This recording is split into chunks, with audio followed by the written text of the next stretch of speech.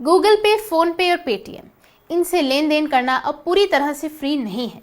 आपको पता भी नहीं चला होगा कि इनके जरिए बिजली बिल, गैस बिल और पानी का बिल भरते समय आप फीस देने लगे हैं।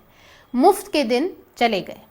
सरकार कितना दम से बताती है कि एक महीने में यूपीआई से कितने हजार करोड़ की लेन देन हुई, लेकिन अब उसे ये भी बताना चाहिए कि यूपीआई से गूगल पे और पेटीएम और फोन पे जैसी कंपनियों को कितने करोड़ की कमाई हुई है और जनता की जेब से कितने पैसे निकाले हैं।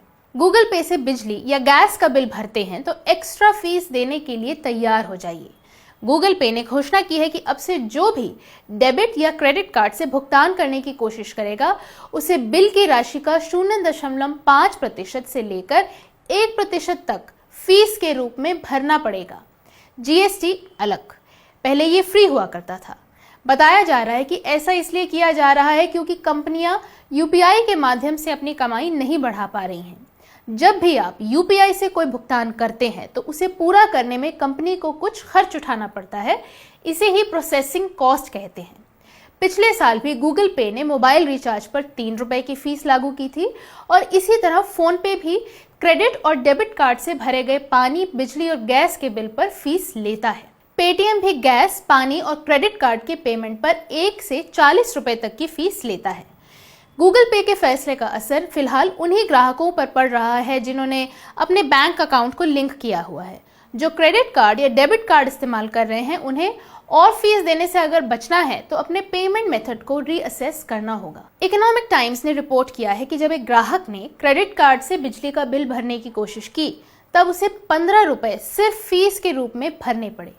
जुलाई 2015 में डिजिटल इंडिया लॉन्च हुआ और करीब 1.25 साल बाद नवंबर 2016 में नोटबंदी लागू हुई।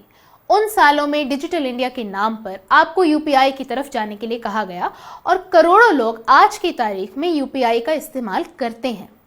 लेकिन मीडिया रिपोर्ट से पता चलता है कि यूपीआई के व्यापक इस्तेमाल के बावजूद कंपनियों की कमाई कम हो गई है।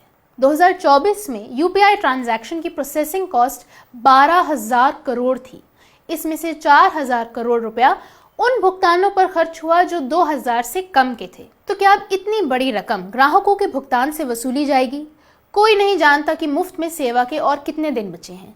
पहले आप भीड़ बनाकर यूपीआई की तरफ हांके गए और फिर कभी इस भुगतान तो कभी उस भुगतान के नाम पर वसूली चालू कर दी गई है। नमस्कार, मैं वृंदा।